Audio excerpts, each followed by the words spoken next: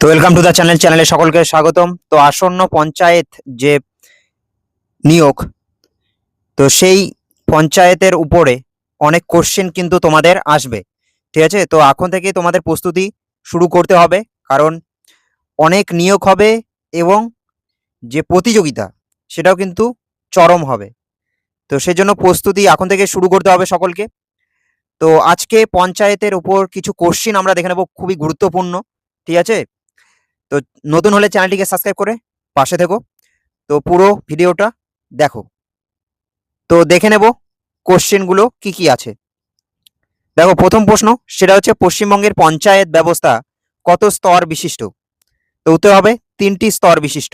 ব্যাখ্যা দেখো কি কি: গ্রাম পঞ্চায়েত, পঞ্চায়েত সমিতি, জেলা পরিষদ। এই 3টি স্তর নিয়ে পশ্চিমবঙ্গের পঞ্চায়েত ব্যবস্থা কিন্তু গঠিত।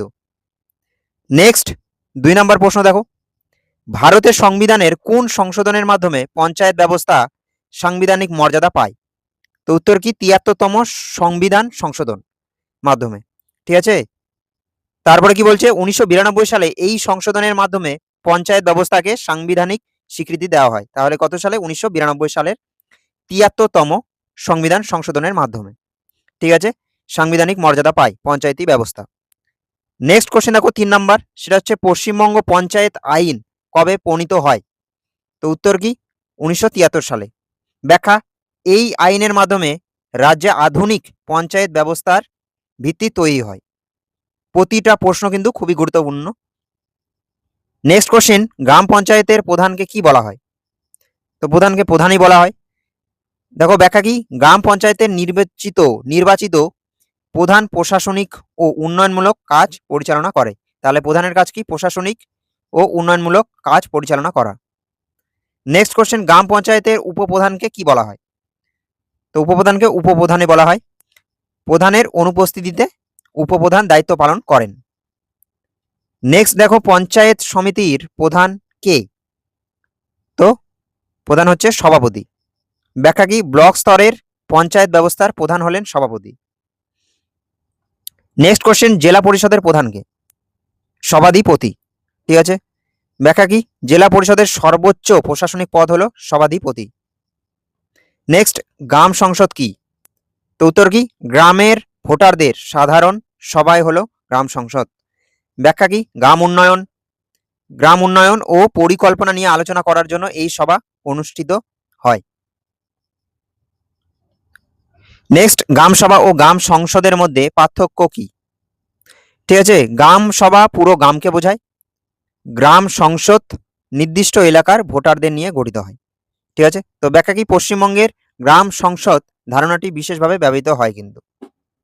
নেক্সট কোশ্চেন, পঞ্চায়েত নির্বাচনের দায়িত্ব কার? তো এটা দায়িত্ব রাজ্য নির্বাচন কমিশনের। ব্যাখ্যা কি: স্বাধীন ও নিরপেক্ষভাবে নির্বাচিত পরিচালনার জন্য কমিশন কিন্তু গঠিত হয়। ঠিক আছে, নেক্সট কোশ্চেন দেখো, পঞ্চায়েতের মেয়াদ কত বছর? তো মেয়াদ কত? 5 বছর। সংবিধান অনুযায়ী প্রতিটি পঞ্চায়েতের কার্যকাল 5 বছরের হয়। নেক্সট কোশ্চেন, পঞ্চায়েত ভেঙে গেলে কতদিনের মধ্যে নির্বাচন করতে হয়?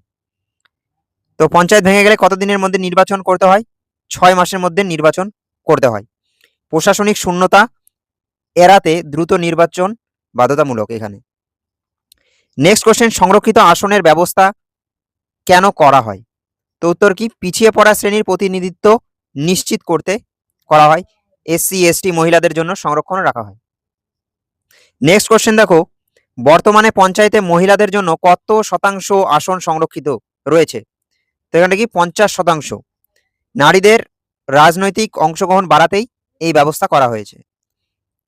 তো এখান থেকে আর একটা কোশ্চেন আমরা পেয়ে যাচ্ছি, কোশ্চেনের উত্তর সেটা হচ্ছে নারীদের কি জন্য আসন সংরক্ষিত রাখা হয়েছে? কারণ নারীদের রাজনৈতিক অংশগ্রহণ বাড়াতেই এই ব্যবস্থা নেওয়া হয়েছে। নেক্সট কোশ্চেন, গ্রাম পঞ্চায়েত কোন স্তরের কাজ করে? তো গ্রাম স্তরের। ঠিক আছে, এটি পঞ্চায়েত ব্যবস্থার সর্বনিম্ন কিন্তু স্তর। তাহলে পঞ্চায়েত ব্যবস্থার সর্বনিম্ন স্তর কি? গ্রাম পঞ্চায়েত। নেক্সট, পঞ্চায়েত সমিতি কোন স্তরে কাজ করে? তো পঞ্চায়েত সমিতি ব্লক স্তরে কাজ করে। একাধিক গ্রাম পঞ্চায়েত নিয়ে কিন্তু পঞ্চায়েত সমিতি গঠিত হয়। ঠিক আছে, নেক্সট, জেলা পরিষদ কোন স্তরে কাজ করে? তো এটি জেলা স্তরে কাজ করে। এটি পঞ্চায়েত ব্যবস্থার সর্বোচ্চ স্তর। নেক্সট কোশ্চেন দেখো, পশ্চিমবঙ্গে প্রথম পঞ্চায়েত নির্বাচন কবে হয়? তো উত্তর কি 1978 সালে প্রথম হয়। ব্যাখ্যা কি, বামফ্রন্ট সরকার ক্ষমতায় এসে এই নির্বাচন পরিচালনা করে কিন্তু। নেক্সট কোশ্চেন, গ্রাম পঞ্চায়েতের সদস্যদের কি বলা হয়? তো সদস্য বা মেম্বার বলা হয়। ব্যাখ্যা, জনগণের ভোটে নির্বাচিত প্রতিনিধিরা গ্রাম পঞ্চায়েত পরিচালনা করেন, ঠিক আছে, তো তাদেরই আমরা মেম্বার বলি। নেক্সট, গ্রাম পঞ্চায়েতের আয়ের প্রধান উৎস কি? তো কি, কর, সরকারি অনুদান ও প্রকল্প। বিভিন্ন উন্নয়নমূলক প্রকল্পের অর্থ এখান থেকে আসে। পঞ্চায়েতের মূল উদ্দেশ্য কি? তো মূল উদ্দেশ্য গ্রামীণ উন্নয়ন ও স্থানীয় স্বশাসন। জনগণের অংশগ্রহণের মাধ্যমে উন্নয়ন নিশ্চিত করাই হচ্ছে মূল উদ্দেশ্য। নেক্সট, পঞ্চায়েত ব্যবস্থাকে কি বলা হয়? তো পঞ্চায়েত ব্যবস্থাকে স্থানীয় স্বশাসন ব্যবস্থা বলা হয়। জনগণ নিজের এলাকার প্রশাসনে অংশগ্রহণ করে। নেক্সট কোশ্চেন, গ্রাম পঞ্চায়েতের বৈঠক কে ডাকেন? তো প্রধান ডাকেন। ব্যাখ্যা, প্রশাসনিক প্রয়োজনে নিয়মিত বৈঠক অনুষ্ঠিত হয়।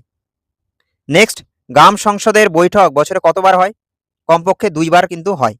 উন্নয়নমূলক কাজের পর্যালোচনার জন্য এই বৈঠক জরুরি।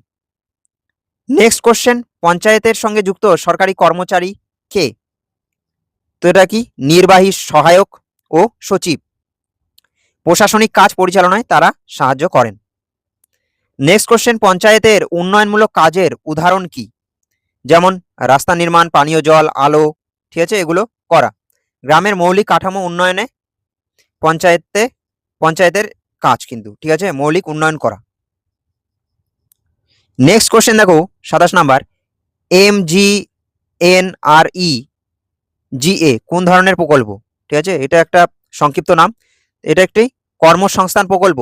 গ্রামীণ মানুষকে 100 দিনের কাজ দেওয়া হয় এই প্রকল্পের মাধ্যমে কিন্তু। তো এটা গুরুত্বপূর্ণ, কোন প্রকল্পের মাধ্যমে গ্রামীণ মানুষকে 100 দিনের কাজ দেওয়া হয়, ঠিক আছে। নেক্সট, পঞ্চায়েত রাজ ধারণার জনককে? তো জনক বলা হয় বলবন্ত রায় মেহতা, তাকে বলা হয় পঞ্চায়েত রাজ ধারণার জনক। তার কমিটির সুপারিশের ভিত্তিতে পঞ্চায়েত ব্যবস্থা কিন্তু গড়ে ওঠে। নেক্সট কোশ্চেন দেখো, বলবন্ত রায় মেহতা কমিটি কবে গঠিত হয়? তো এটি গঠিত হয় 1957 সালে। ব্যাখ্যা কি, গণতান্ত্রিক বিকেন্দ্রীকরণের জন্য এই কমিটি খুবই গুরুত্বপূর্ণ। নেক্সট কোশ্চেন দেখো, অশোক মেহতা কমিটি কি সুপারিশ করেছিল? তো অশোক মেহতা কমিটি দ্বিস্তরীয় পঞ্চায়েত ব্যবস্থা কিন্তু সুপারিশ করেছিল।